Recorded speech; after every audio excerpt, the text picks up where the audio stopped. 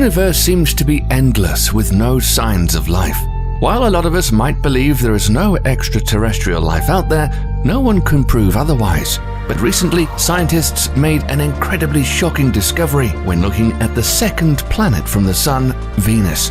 They claim to have found life. But how is it possible that we haven't detected life before on Venus until now? And is there really life on Venus?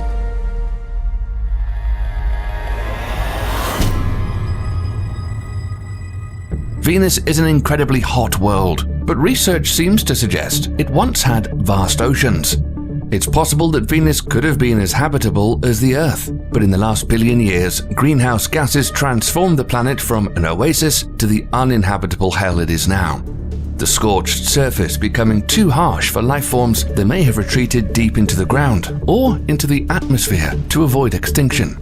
In order for us to look at the possibilities for life on the planet, it's interesting to know a little bit about Venus and its evolutionary history.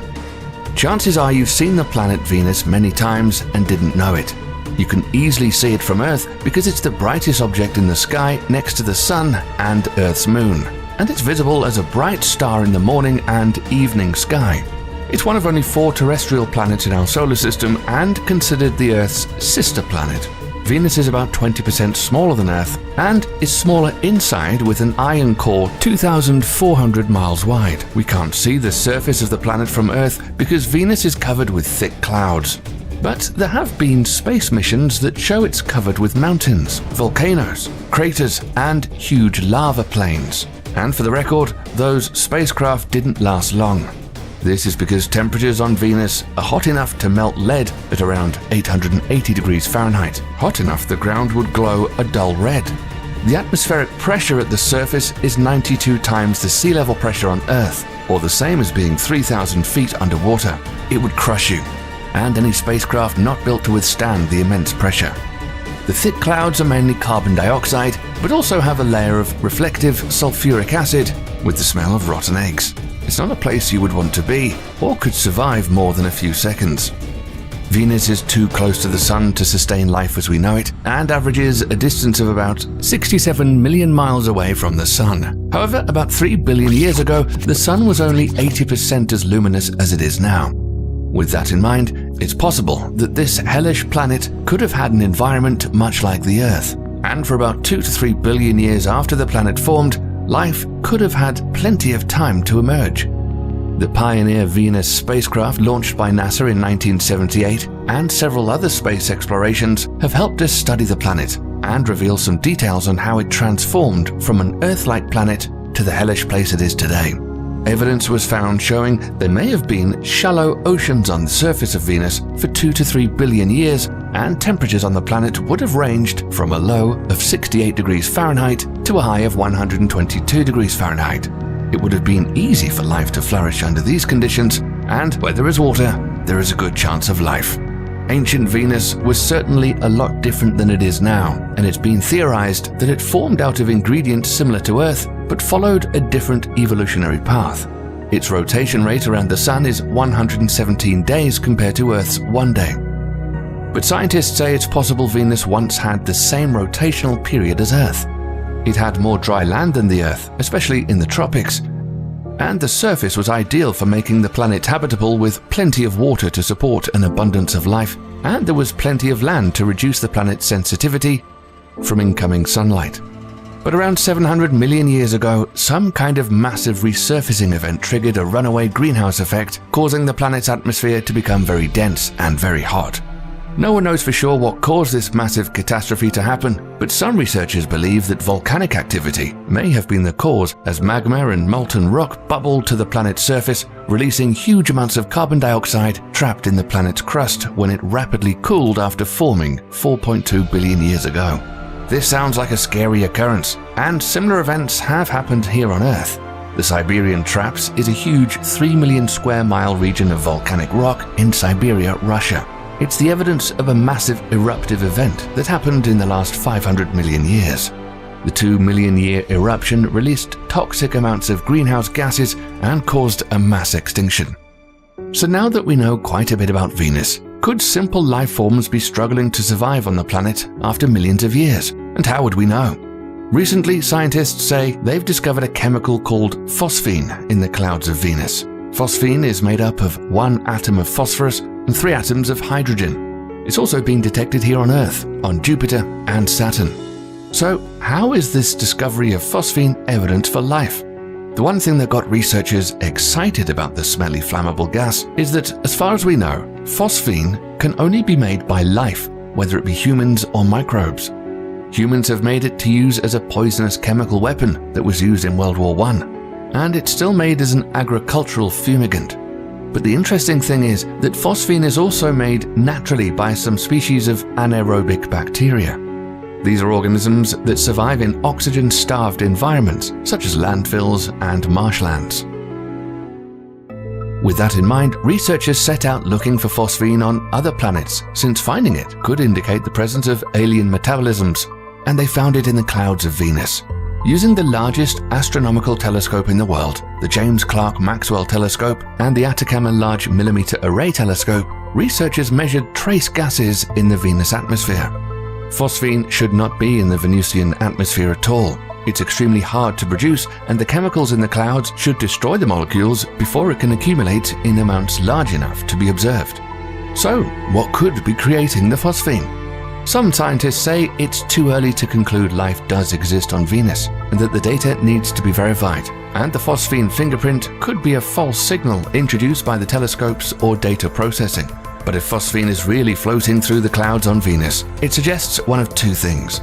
Alien life forms are linking together phosphorus and hydrogen atoms, or there is some completely new chemistry that we don't know about that's creating phosphine in the absence of life. Despite the sulfuric acid in the clouds of Venus, they also carry the basic ingredients for life as we know it: sunlight, water, and organic molecules. And scientists have speculated for nearly 60 years that life could possibly exist on the planet. Near the middle of the cloud layer, temperatures and pressures are nearly Earth-like, and there are molecules in the planet's air that alien microbes could metabolize. The possibility of finding bacterial life in the clouds of Venus is important, because the earliest evidence of life on Earth comes from fossilized mats of cyanobacteria called stromatolites in Greenland, which are around 3.7 billion years old. But the fact that life could live in such extreme environments is something we already know about.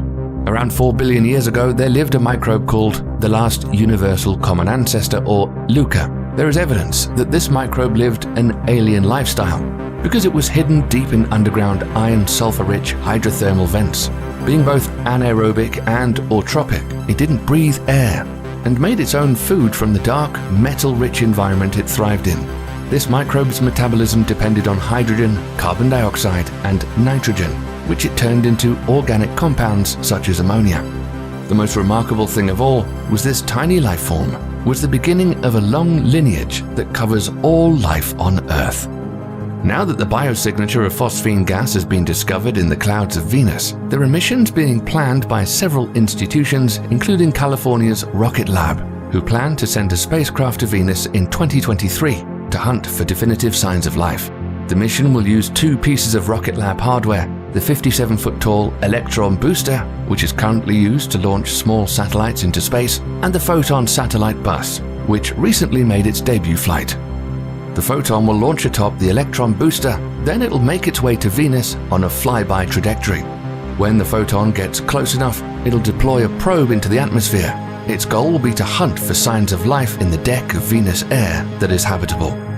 But before the mission, everyone will get a chance to see the Electron and Photon in action, as it's booked to take a NASA satellite to the Moon in early 2021. And speaking of NASA going to Venus, they have 4 finalists for the next round of Discovery missions. 2 of these newly announced finalists are targeting Venus. One of these is the Da Vinci Plus mission, which would send a probe down through the thick Venusian atmosphere while gathering data on the way. The second is the Veritas mission, which is set to map Venus's surface in detail from orbit. This probe's observations would help show the planet's geological history and could confirm if volcanism and plate tectonics are active on the planet today. Many planetary researchers say that Venus is truly undervalued, and that we need more missions to study the planet to get a more detailed understanding of its history and its evolution. This could help us understand what happened to the planet, and if our planet is next and will end up like Venus. Since the beginning of the space age, mankind has developed many new technologies to help better study the universe, our galaxy, the solar system, and look for evidence of extraterrestrial life. Look at this tiny pinhole of light in space. That's us. That's planet Earth. On August the 25th, 2012, 35 years after it was launched, Voyager 1 left our solar system. On its way out, it snapped a photo of the Earth from 3.7 billion miles away before turning off its cameras to conserve power. Now it's reached interstellar space, and after 43 years and 4 months, the spacecraft still communicates using the Deep Space Network. But Voyager 1 found that interstellar space is a lot weirder than we thought. What have we discovered, and why is it so important?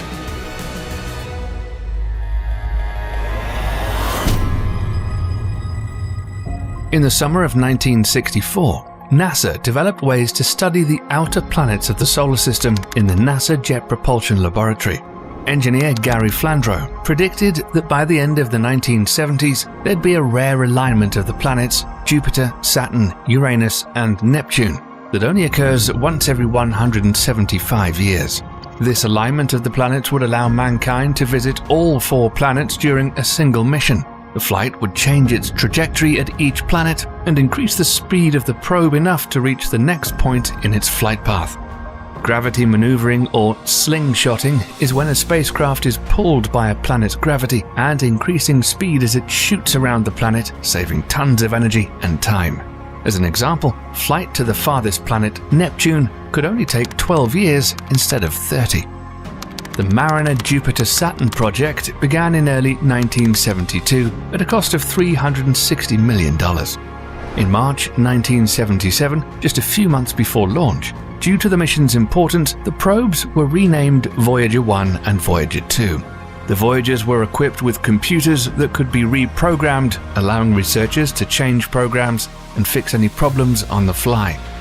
On August 20th, 1977, Voyager 2 was the first sent into space, 16 days before Voyager 1 would be launched. But because it was on a trajectory that took longer to reach Jupiter and Saturn, Voyager 1 would eventually pass it. Since 1962, there's been interplanetary missions to study Venus, Mars, and Mercury, with missions lasting up to 3 years. But the probes would need to last long enough to be part of the Grand Tour project at NASA, which needed 2 probes to study the 4 gas giants Jupiter, Saturn, Uranus, and Neptune. But it was later suggested that Voyager 1 and 2 visit only 2 planets. Information in the press spread saying that only Jupiter and Saturn would be visited, reducing the overall cost of the project. Experts looked at over 10,000 trajectories before they chose 2 that would allow them to fly by Jupiter's largest moon, Io, and then Saturn and its largest moon, Titan. This route also gave the spacecraft the opportunity to continue towards Uranus and Neptune. The thought of extraterrestrial civilizations intercepting these probes was on the minds of researchers. American astronomer Carl Sagan, along with his team, created a golden record, with 115 images encoded in analog form, spoken human greetings in 55 languages, a variety of natural Earth sounds like wind and thunder, sounds of animals like birds and whales, and different music from around the world. Hello from the children of planet Earth. Which probe made the first planetary mission? The original mission plan was for the Voyagers to operate and last only 5 years. It would be long enough for them to study Jupiter, Saturn and its rings, and the 2 planets' largest moons. However, as the mission continued, the ambitions of scientists grew, and the Voyagers outperformed well beyond what was expected. On March 5, 1979, Voyager 1 was 173,983 miles away as it approached Jupiter and was able to snap images of its moons Io and Europa. And although Jupiter has been one of the most studied planets in our solar system, new photographs gave researchers unseen angles and more information about these planets as if they were new worlds. The new images of Jupiter's closest moon, Io, had yellow, orange, and brown surface colors, showing scientists evidence of volcanic rock. At least 8 active volcanoes were spotted on Io, shooting material into space, and stunning images of this were captured when Voyager flew by. Io turned out to be the most volcanically active body in the solar system. A little over a year after launch, Voyager 1 approached Saturn on November 12, 1980. Expectations were greatly met, and researchers were able to expand their understanding and knowledge of Saturn. 3 new moons were discovered: Prometheus, Pandora, and Atlas. But the biggest accomplishment was getting new information about Saturn's largest moon, Titan. It's the only moon in the solar system that has a thick atmosphere. Similarly, it was discovered that the upper layers of Saturn's atmosphere consists of 7% helium, and the rest is hydrogen. Voyager 1 also discovered Saturn's G-rings, disc-shaped plains made of ice and dust. Another interesting discovery was Saturn's 6th largest moon, Enceladus, which was found to reflect more solar light than any other object in the solar system because of the fresh, clean ice covering its surface. Images were captured that showed its crater-ridden landscape, indicating some geological activity under the surface that could be a source of heat for a liquid ocean. But Voyager 2 was about to make some discoveries of its own. On July 9, 1979, Voyager 2 made its closest approach to Jupiter and snapped this amazing photo of Jupiter and its moon Io, casting a shadow on the gas giant. On August 25, 1981, after successfully arriving at Saturn, the probe snapped images of the gas giant's rings and moons. It was clear at this point that Voyager 2 could now fly to Uranus with all its instruments remaining functional. NASA asked for more money and instructed the NASA Jet Propulsion Laboratory to extend the Voyager 2 mission to Uranus and Neptune. On January 24, 1986, the Voyager 2 probe approached Uranus at a distance of 50,600 miles above the icy cold cloud tops and gathered data that revealed 2 new rings, 11 new moons, and recorded the surface temperature of Uranus at a chilly -353 degrees Fahrenheit. Uranus rotates at an angle, and its magnetic field is displaced from the axis and plane that all other planets are found in. The data also showed that both of Uranus's poles have the same temperature, although only one receives sunlight. Researchers figured the planet must spread temperature in different ways. Recently, researchers were going over the decades-old data and studying the 45-hour convergence of the probe and Uranus when they noticed a 60-second jolt in its magnetic recording. It was discovered that Voyager 2 flew through a plasmoid, a giant magnetic bubble that might have been carrying the atmosphere of Uranus out to space. Actually, all planets leak atmosphere into space, and even Earth's atmosphere does the same thing. But don't worry, we have enough atmosphere to last billions of years. When Voyager 2 approached Neptune, researchers didn't think they'd see anything other than darkness. NASA crews increased the size of Deep Space Station's radio antenna in Canberra, Australia, to catch the incredibly weak radio signals that the probe was relaying from Neptune. On August 25, 1989, Voyager 2 was 30,000 miles away from the 8th planet in the solar system. Approximately 30 times farther from the Sun than the Earth, Neptune receives only 0.01% more sunlight than the Earth. In almost complete darkness, Voyager 2 started taking mysterious photographs.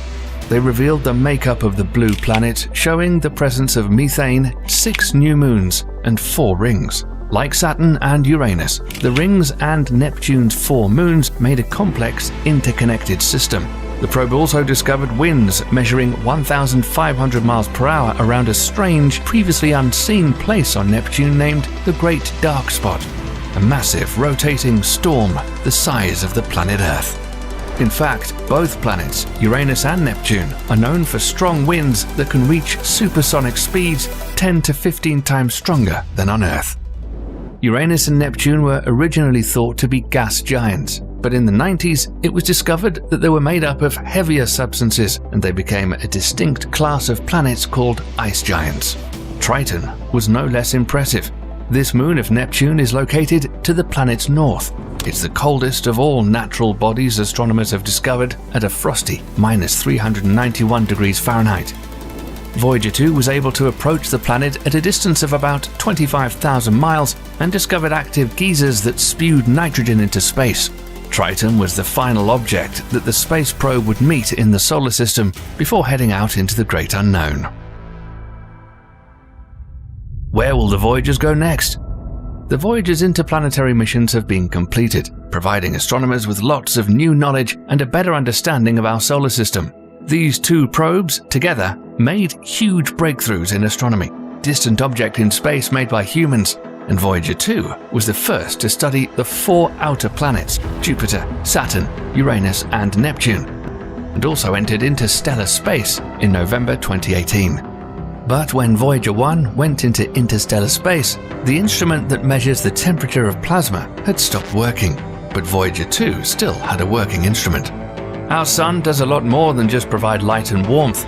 The entire solar system is moving through space and is surrounded by a bubble called the heliosphere.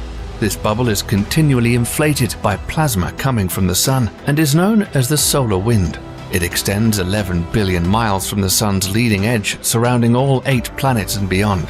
And a good thing too. Outside the heliosphere in interstellar space, radiation levels and cosmic rays are a lot higher than inside the bubble.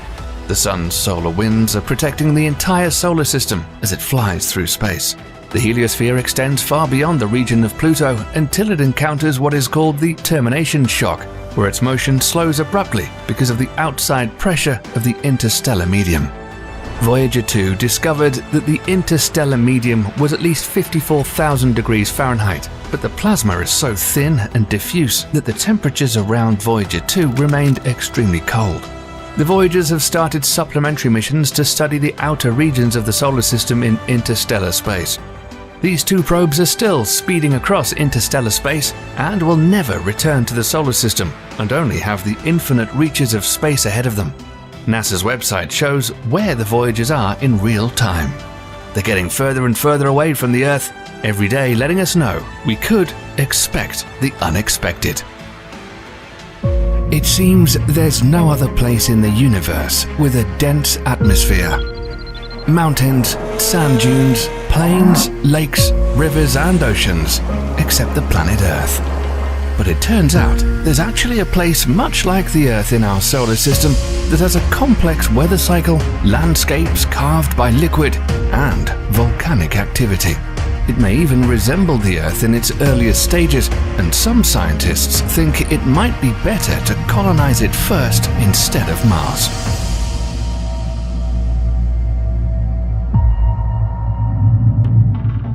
This is Saturn's moon, Titan. Recently, something bizarre was found hidden in its orange clouds, and because of this, NASA is now planning a mission to Titan. But what did they find, and why was it so important? Before we get to that, let's learn a little about this strange world that orbits Saturn. Our solar system is home to more than 150 moons, but only 4 of those have an atmosphere. One of those is Titan, the second largest moon in our solar system and the largest moon of the planet Saturn. Titan is also the only place in the solar system other than the planet Earth that has liquids on its surface. It has a weather cycle much like ours, but has clouds that rain frozen liquid methane and ethane instead of water. Titan could be the best place for human colonization. In fact, the conditions are right for a self-sustaining, long-term human settlement. Titan is a remarkably Earth-like world that has a thick atmosphere, about 4 times as thick as Earth's. The atmospheric pressure is about 60% greater than on Earth. Imagine swimming 50 feet underwater to give you an idea. This means you wouldn't have to wear a bulky pressurization suit if you were walking around on the surface.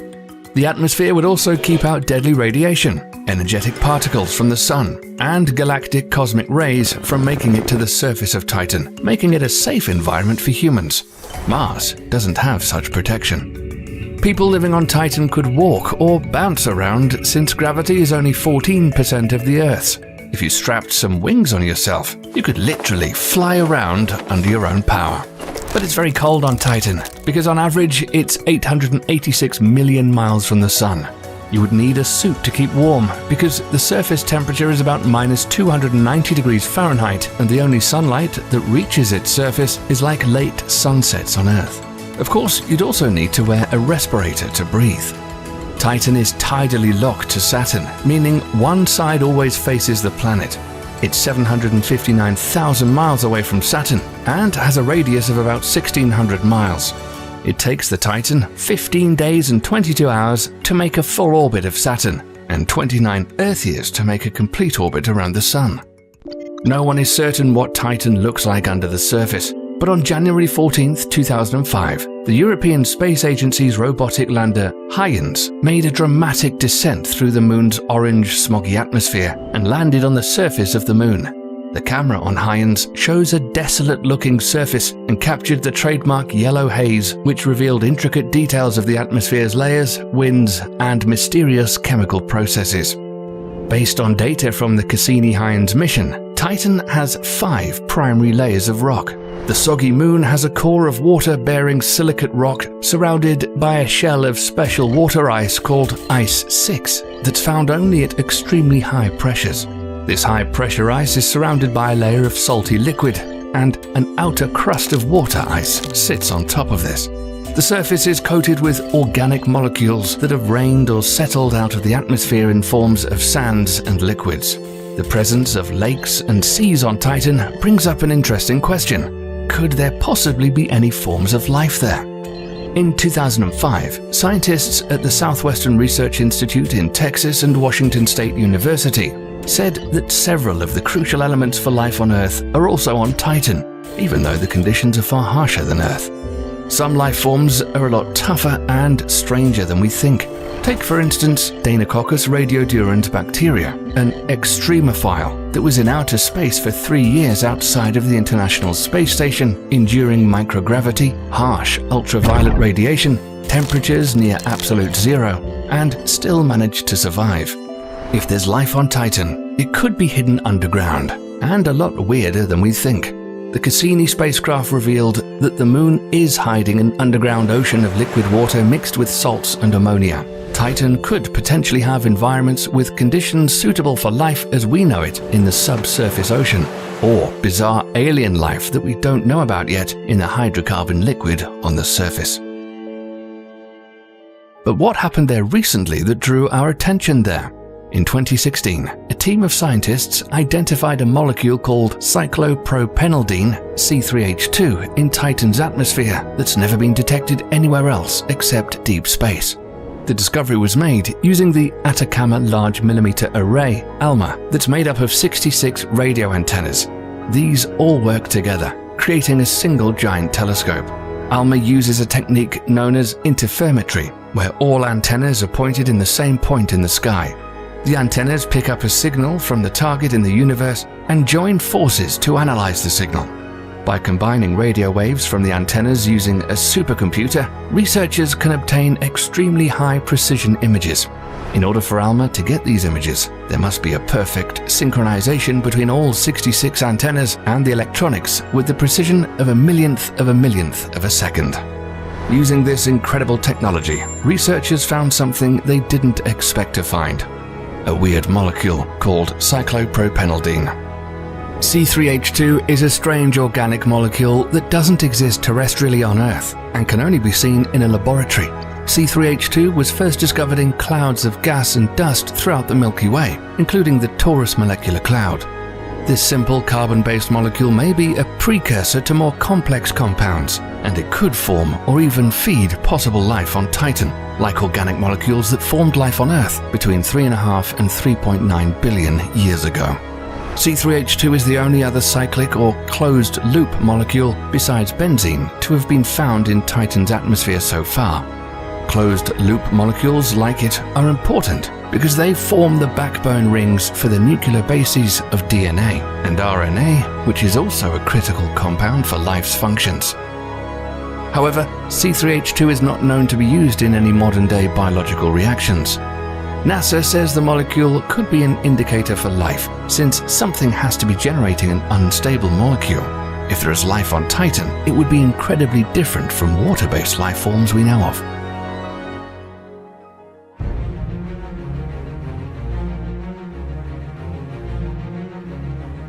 NASA was so intrigued by this new discovery on Titan that it wants to study the Moon more and announced the Dragonfly mission in 2019, which is planned to launch in 2027.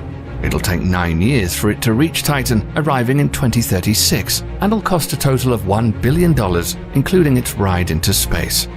The Dragonfly is a very unique spacecraft design, and is much like a large quadcopter drone, with 2 rotors on each of the spacecraft's 4 corners, hence the name Dragonfly.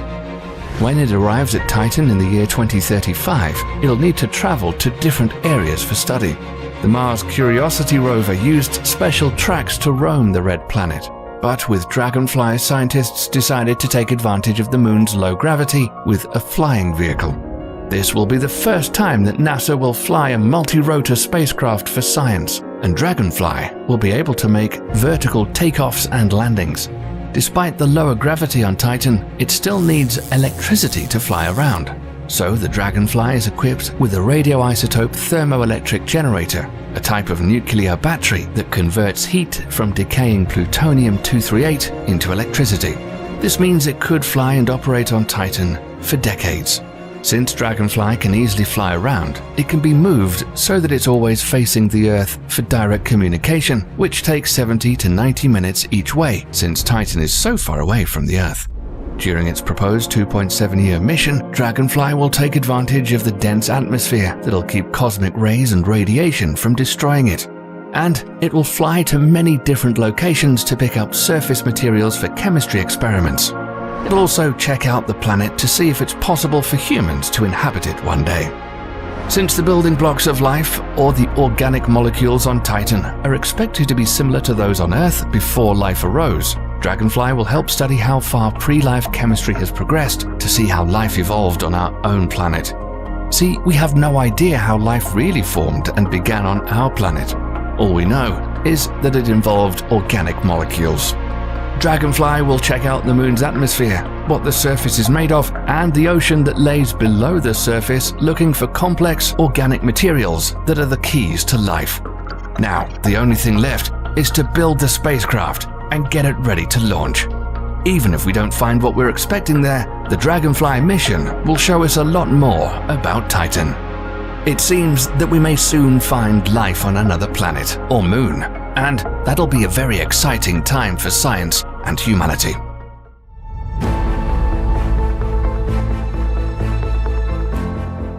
Everyone knows that Jupiter is the largest planet in our solar system. It's 318 times as massive as Earth and 2.5 times bigger than all the other planets combined. It's a gas giant, and for a long time, scientists haven't exactly known what lies beyond the violent swirling clouds in the atmosphere. But now, scientists have discovered what the inside of Jupiter really looks like. What have they found? And has Jupiter really saved the Earth from total annihilation because of its incredible size?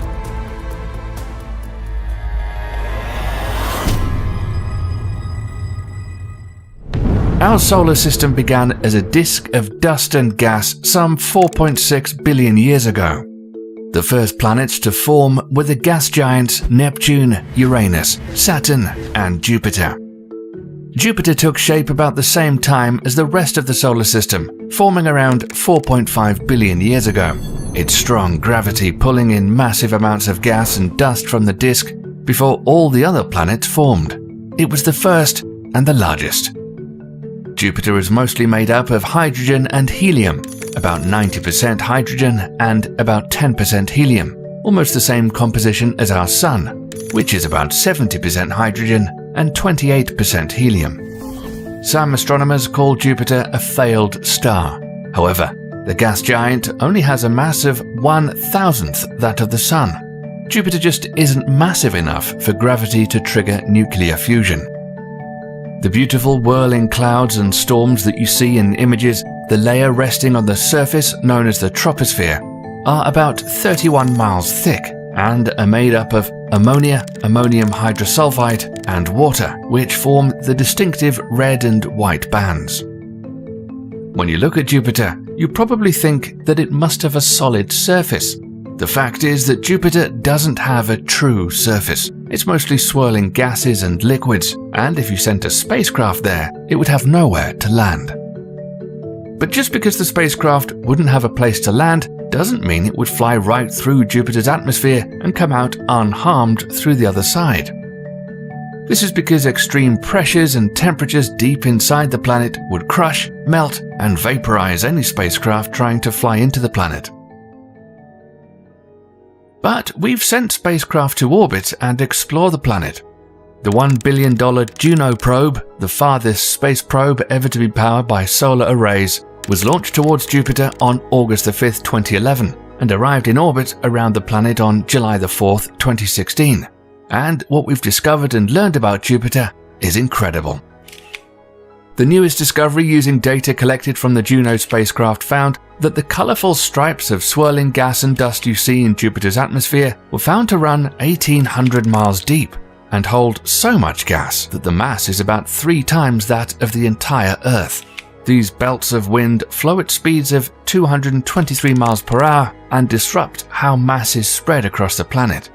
It was also discovered that Jupiter's atmosphere is rotating differently, with zones and bands rotating at speeds that are different by up to 328 feet per second. Those bands on different colors you see are actually traveling in opposite directions. Lighter bands move in the direction of Jupiter's rotation, circling the planet faster than it spins, and the dark-colored bands move slower in the opposite direction and take longer to move around the planet. So how does a giant ball of gas floating around in space stay together and form a planet? The Jovian magnetosphere is the cavity created in the solar wind by Jupiter's powerful magnetic field, ballooning 600,000 to 2 million miles and tapers into a tadpole-shaped tail extending more than 600 miles behind Jupiter. This magnetosphere is the largest and most powerful of any planetary magnetosphere in the solar system. Jupiter's magnetic field is generated by electrical currents in the planet's outer core, which is composed of liquid metallic hydrogen. This magnetic field was found to be almost 20,000 times as powerful as Earth, and rotates with the planet sweeping up particles that have an electric charge. The electromagnetic storms they generate are so strong that they can be heard by amateur radio operators on Earth beamed towards us by plasmas and magnetic field lines. These signals are sometimes even more powerful than radio signals from the sun. This magnetic field traps swarms of charged particles and accelerates them to very high energies, and creates intense radiation that bombards the innermost of its 67 confirmed and named moons, and would destroy anything that got close. Speaking of Jupiter's moons, scientists have recently discovered an FM signal emanating from one of Jupiter's moons, Ganymede. If you want to see a video about this mysterious signal and Jupiter's giant moons, let us know in the comments. By now you may be wondering, does Jupiter have a solid inner core? Studies have found the planet's interior moves as a single body and behaves as if it were a rigid solid, despite its fluid nature. For now, we simply do not know if Jupiter has a solid core or not, but the Juno spacecraft should be able to help discover this, and what the mass and makeup of this solid core is, if it exists. We do know that at Jupiter's core, whatever it's made of, the pressure is about 100,000 times the pressure on Earth. The Great Red Spot is one of the most iconic features of the planet. It's a massive storm the size of the Earth that's been raging since it was first sighted in 1831. Trapped between two jet streams, it's called an anticyclone that swirls about a center of high atmosphere pressure and rotates in the opposite direction that hurricanes do on Earth. It's the largest storm in the solar system, with wind measured around 400 miles per hour. Compare that to the fastest wind speed ever recorded on Earth of 231 miles per hour. One day this great red spot could end up disappearing completely, and scientists say that it's been shrinking since the 1800s, and may only last another 20 years. NASA's Juno spacecraft was able to snap incredible images of the planet as it passed at 5,600 miles above the giant red spot clouds in July 2017. One of the amazing things that was discovered is that deep in the atmosphere, pressure and temperature increase greatly and compress the hydrogen gas into a liquid. This gives Jupiter the largest ocean in the solar system, which is made of hydrogen instead of water. Juno also grabbed some spectacular images of the gas giant's poles, discovering another incredible wonder of the planet. At the north pole of Jupiter, a huge persistent cyclone is visible and encircled by smaller cyclones ranging in size from 2,500 to 2,900 miles. On Jupiter's south pole, the same thing was discovered as Juno did a flyby and, using infrared cameras, imaged a cyclone the size of the entire USA, with 5 other cyclones swirling around it in a geometric pattern, which also rotate counterclockwise. The NASA Galileo spacecraft was likely the first to discover these hotspots when it accidentally flew through one on its way to a planned demise to the surface of Jupiter. When the spacecraft was almost out of fuel, NASA deliberately sent the craft on a no-return plunge into Jupiter on September 21, 2003. This was done to protect the moon Europa, which some say has a subsurface ocean that could contain life.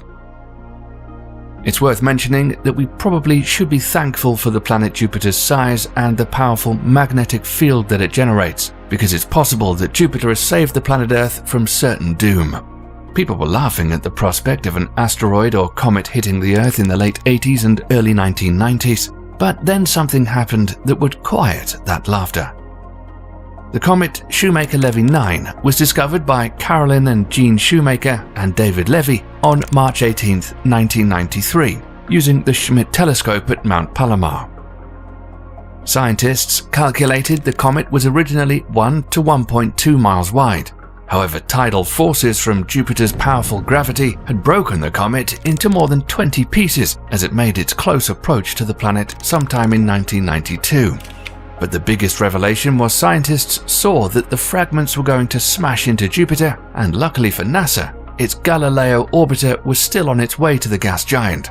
Many Earth-based telescopes and orbiting spacecraft such as the Hubble telescope all were focused on the incredible event that was about to happen. The fragments of the comet were lined up like a freight train and collided with Jupiter's atmosphere, unleashing the force of 300 million atomic bombs. The fragments created huge dark spots in the clouds that measured 1,200 to 1,900 miles and heated the gas giant's atmosphere to temperatures as hot as 53,000 to 71,000 degrees Fahrenheit.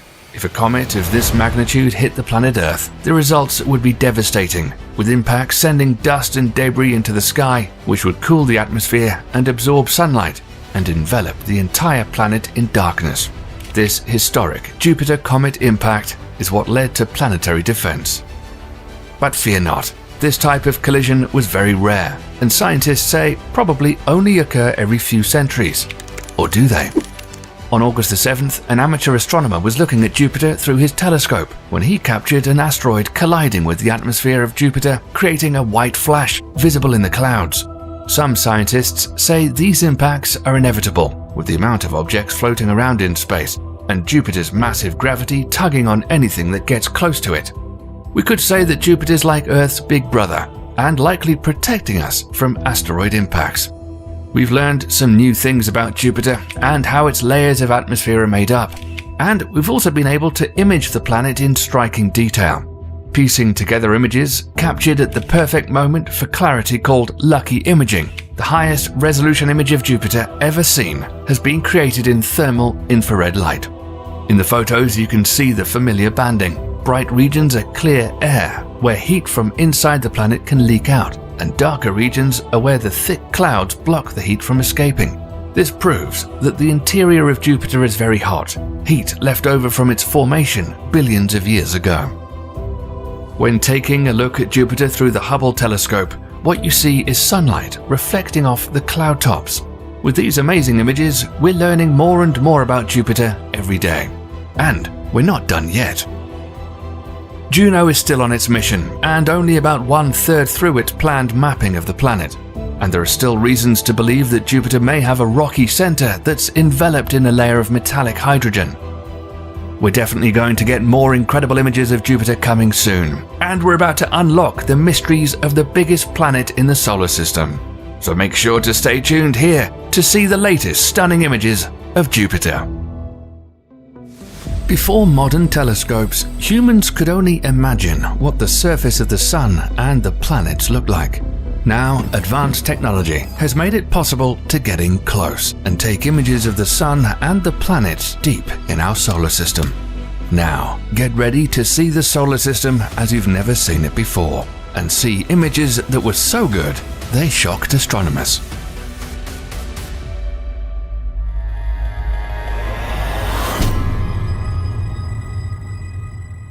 Burning with the energy of 1 trillion nuclear bombs per second, the Sun is the largest body in our solar system, accounting for 99.86% of the total mass.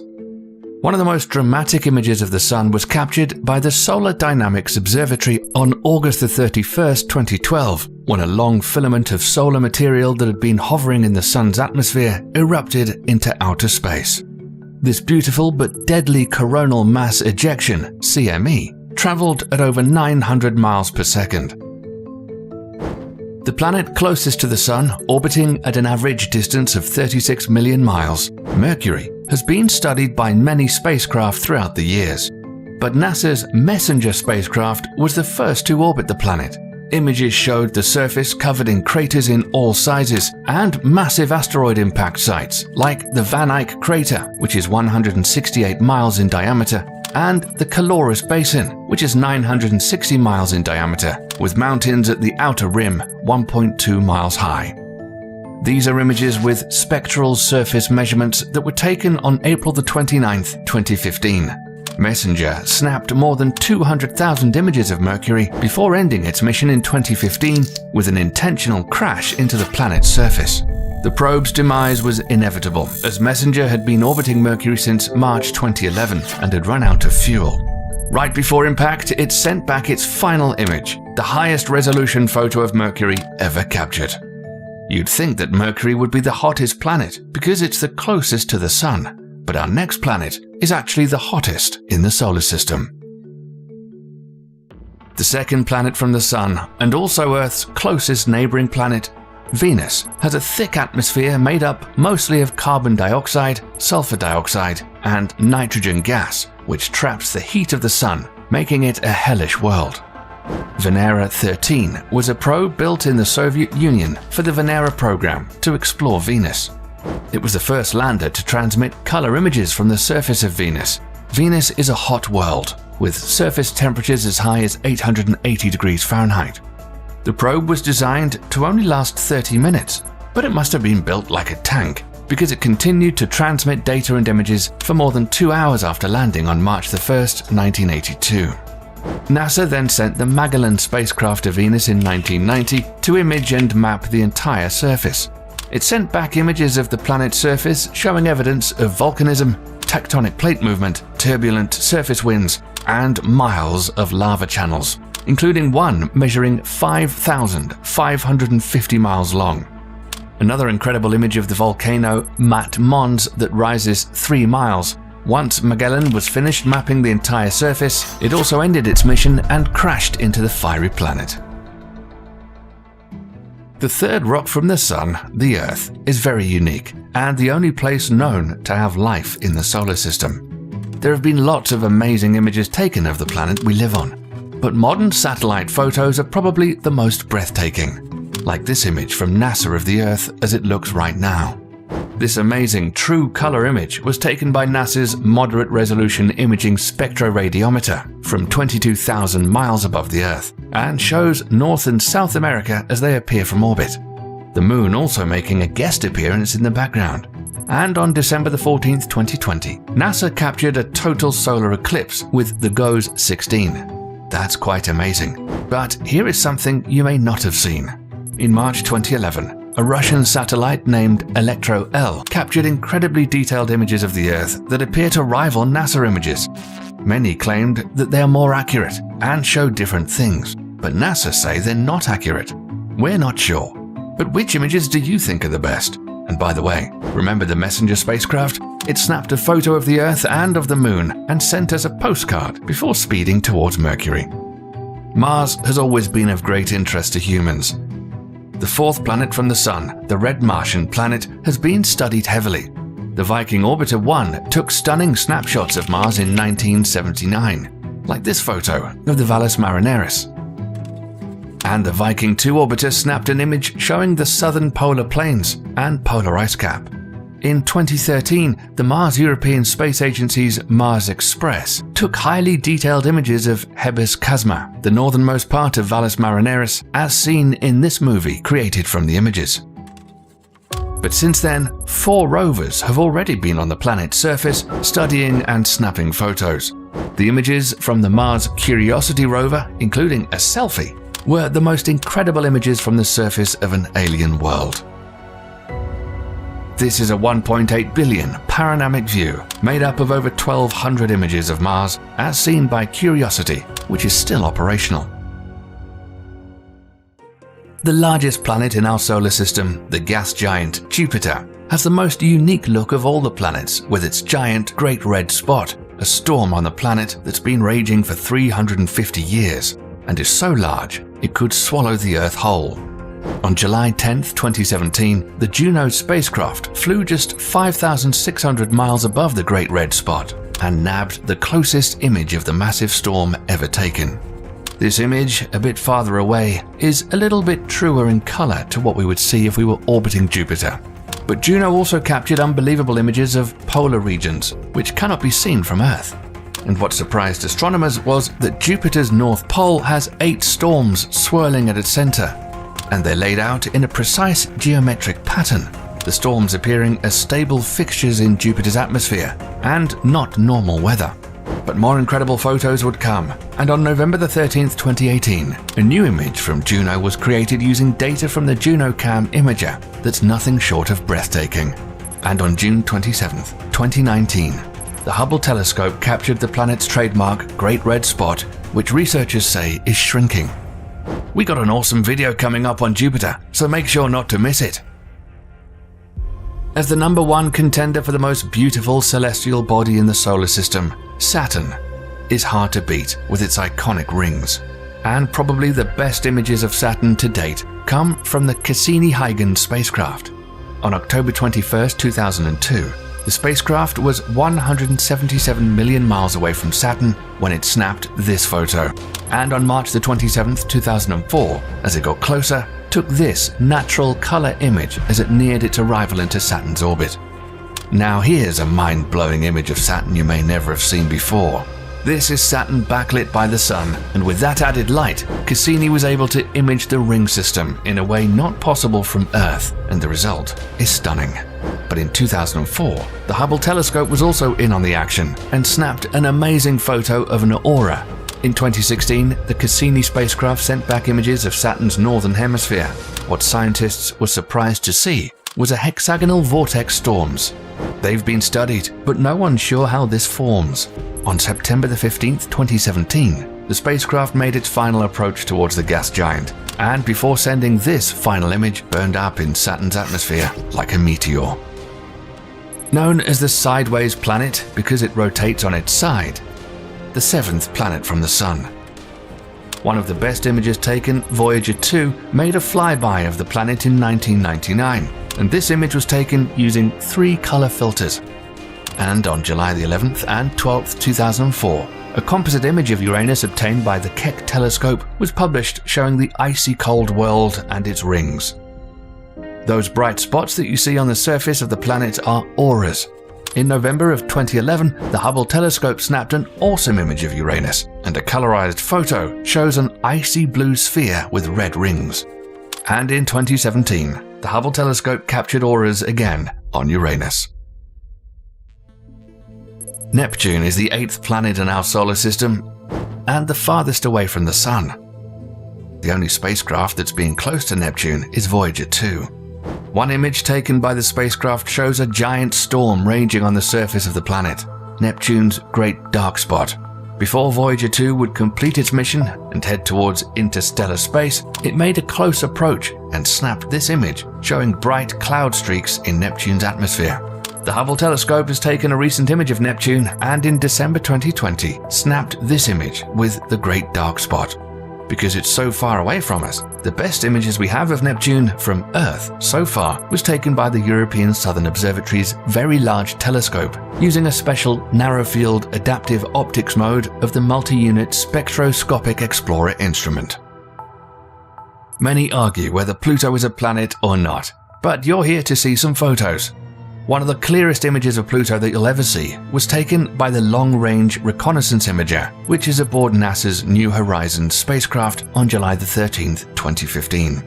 But it wasn't done yet, and on the next day, this image was put together by combining blue, red, and infrared images taken by the spacecraft. The New Horizons spacecraft continued to take crystal clear images of the planet. Pluto also has a moon called Charon, as seen in this composite of enhanced color images. And this image is the most striking, showing mountains across an icy plain. Humanity has achieved great results getting new images from planets in our solar system and making incredible discoveries. We're still too far away to get close images of Proxima Centauri, the next planetary system to ours, and current spacecraft headed in that direction will take thousands of years to get there. But there are plans to create a wafer-thin nanoprobe called Breakthrough Starshot that has thin sails to capture energy from a powerful Earth-based laser. This would accelerate the probe at 134 million miles per hour, meaning the tiny probes could reach Proxima Centauri in 20 to 25 years. Just think of the images it could take. If that happens sometime soon, you'll see it here.